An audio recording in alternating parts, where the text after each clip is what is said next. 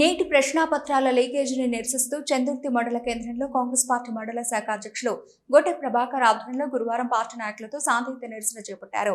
ఈ సందర్భంగా మండల శాఖ అధ్యక్షులు గొట్టె ప్రభాకర్ మాట్లాడుతూ ఢిల్లీలో ప్రధాని నివాసం ముందు శాంతియుతంగా నిరసన తెలిపిన రాహుల్ గాంధీతో పాటు ఇతర ప్రతిపక్ష నాయకులను అరెస్టు చేయడం ప్రజాస్వామ్యానికి విరుద్ధమని ఆరోపించారు. నీట్ పరీక్షలో జరిగిన పేపర్ లీకేజీ అవకతవకలకు నైతిక బాధ్యత వహిస్తూ కేంద్ర విద్యాశాఖ మంత్రి ధర్మేంద్ర ప్రధాన్ వెంటనే రాజీనామా చేయాలని డిమాండ్ చేశారు. ఈ కార్యక్రమంలో కాంగ్రెస్ పార్టీ జిల్లా ప్రధాన కార్యదర్శి చింతపంటి రామస్వామి, మాజీ జెడ్పీటీసీ నాగం కుమార్, ఆత్మ కమిటీ చైర్మన్ ముకుందరెడ్డి, సర్పంచ్లు పులి సత్యం, ఆవారు మనోహర్, నాయకులు దూది శ్రీనివాస్ రెడ్డి, దారం రామచంద్రరావు, భీమరాజు, కనకరాజ్, ఏగోళం శ్రీనివాస్, ధర్మపురి శ్రీనివాస్ తదితర కాంగ్రెస్ పార్టీ నాయకులు పాల్గొన్నారు.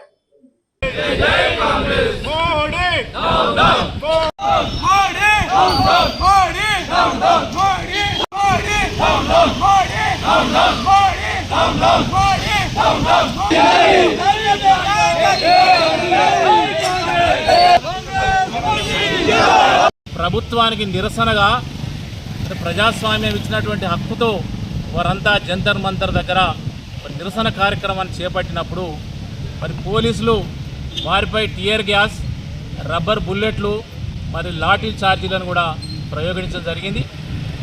ఆ రోజు జరిగినటువంటి దృశ్యాలను మనం మీడియా ద్వారా చూసినప్పుడు చాలా హృదయ విదారకంగా రక్తం చిందుతున్నటువంటి దృశ్యాలు మన కళ్ళ ముందు కనిపించినాయి.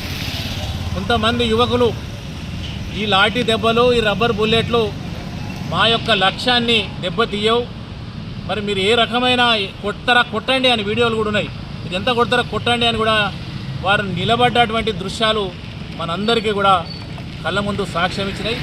దీన్ని బట్టి యువతలో ఎంత నైరాశ్యం ఉంది, ఈ ప్రభుత్వం మీద ఎంత వ్యతిరేకత ఉందన్నటువంటి భావన మరి మనకు కలుగుతూ ఉన్నది. మరి ఇంత కార్యక్రమాలు జరుగుతున్నప్పుడు లోక్సభ ప్రతిపక్ష నాయకులు పెద్దలు గౌరవనీయులు మరి ఇంత పెద్ద ఎత్తున ప్రజా వ్యతిరేకత జరిగినప్పుడు మనం మౌనంగా ఉండడం సరి అయినటువంటి విధానం కాదనేటువంటి భావించి ఈ ఉద్యమానికి మద్దతుగా మరి నిరసన తెలపాలనేటువంటి ఉద్దేశంగా ప్రధాని నరేంద్ర మోడీ గారి ఇంటికి శాంతియుతంగా నిరసన తెలుపుతా అని వెళ్ళిన సందర్భంలో మరి వారిని విచక్షణారహితంగా మరి నిర్దాక్షిణ్యంగా లాక్కెళ్ళినటువంటి సందర్భంలో పెద్దలు రాహుల్ గాంధీ గారి ముక్కు వెంట రక్తం కూడా మనం చూసినటువంటి సందర్భం ఉంది. మరి గాంధీ కుటుంబానికి ఈ దేశం కొరకు, ఈ దేశ ప్రజల కొరకు మరి రక్తం చిందించడం అనేటువంటి విషయం కొత్త ఏం కాదు. వారి నానమ్మ ఇందిరాగాంధీ గారు తను చనిపోయేంత వరకు కూడా నా చివరి రక్తబొట్టు కూడా ఈ దేశ ప్రజల కొరకు, ఈ దేశ అభ్యున్నతి కొరకే పాటుపడుతున్నటువంటి ప్రకటించినటువంటి మహానాయకురాలు, ఆ కుటుంబం నుంచి వచ్చినటువంటి మా నాయకులు రాహుల్ గాంధీ గారు. ఈ దేశంలో మతం, కులం, వర్గం పేరిట విభజించబడి మరి భారతీయ అటువంటి భావనను పోతుంది అన్నటువంటి సందర్భంలో నఫరత్ చోడో భారత్ జోడో అన్నటువంటి కార్యక్రమం ద్వారా మరి కన్యాకుమారి నుంచి కాశ్మీర్ వరకు భారతీయులందరినీ ఏకం చేసేటువంటి కార్యక్రమం చేసినటువంటి మహానేత మా రాహుల్ గాంధీ గారు. ఈ భారతదేశ ప్రజల ఆకాంక్ష రాహుల్ గాంధీ గారు. వారు త్వరలో ఈ దేశ ప్రధానమంత్రిగా పదవి అలంకరించి ఈ దేశంలో ఉన్నటువంటి అశాంతిని, ఈ యువకుల్లో ఉన్నటువంటి నైరాశ్యాన్ని తప్పకుండా పోగొడతాడని సందర్భంగా మరి తెలియజేస్తూ రాహుల్ గాంధీ గారు విద్యాశాఖ, కేంద్ర విద్యాశాఖ మంత్రి, వారిని తక్షణమే సస్పెండ్ చేయాలి, తక్షణమే రాజీనామా చేయాలని శాంతియుతంగా గౌరవ ప్రధాని ఇంటి ముందు ధర్నా చేయడం దేశ చరిత్రలో మనం చూస్తూ ఉన్నాం.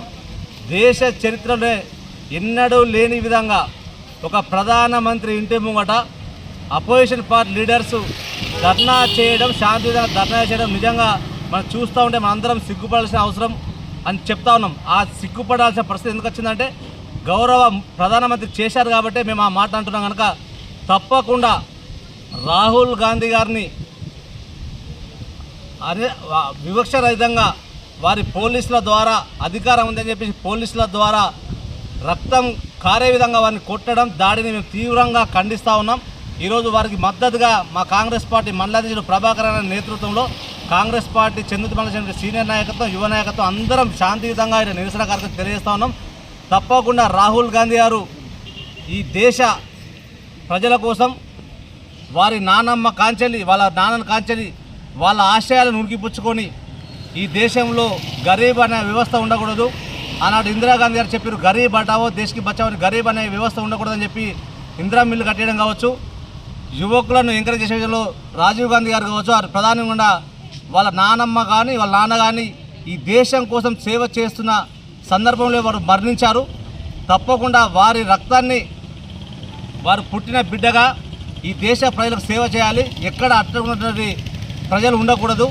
విద్యారంగంలో కావచ్చు, వ్యవసాయ రంగంలో కావచ్చు, ఈ దేశం అన్ని రకాల్లో బాగుండాలి.